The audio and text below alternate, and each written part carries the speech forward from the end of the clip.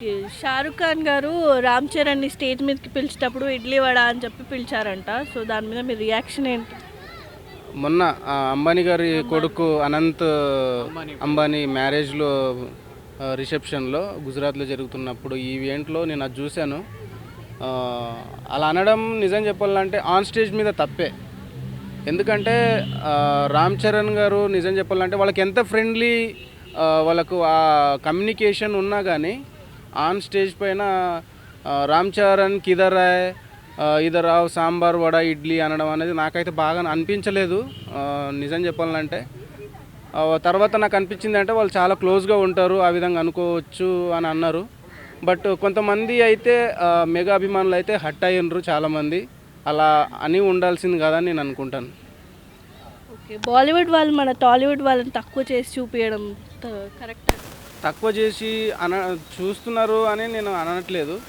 అలా అని చెప్పి వాళ్ళకంటే తక్కువ మన వాళ్ళు ఏం తక్కువ అని కాదు. రీసెంట్గా చూసుకుంటే మన తెలుగు ఇండస్ట్రీకి ప్రపంచవ్యాప్తంగా ఎంత గుర్తింపు వచ్చింది మనకు తెలుసు. రామ్ చరణ్ కూడా గ్లోబల్ స్టార్ RRR ఇప్పుడు కూడా ఆయన మంచి యంగ్ హీరో, కూడా ఒక మెగాస్టార్ కొడుకుగా.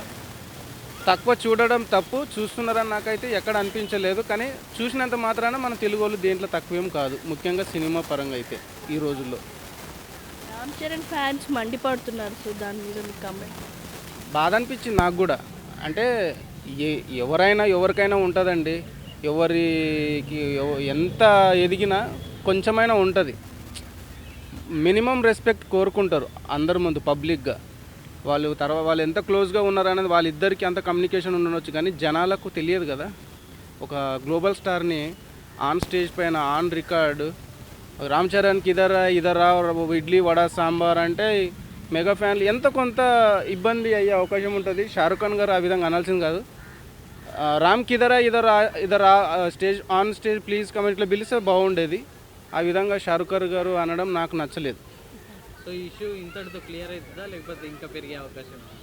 క్లియర్ కావాలని కోరుకుంటున్నా. ఇలాంటిది ఇంకొకసారి వాళ్ళు పునరావృతం కాకుండా చూసుకుంటే బాగుంటుంది. దీని మీద కూడా షారుఖ్ ఖాన్ గారు ఇంకా ట్రోల్స్ అయితే కొంచెం రియాక్ట్ అయ్యి మెగా అభిమానులు కూడా సారీ చెప్తే బాగుంటుంది.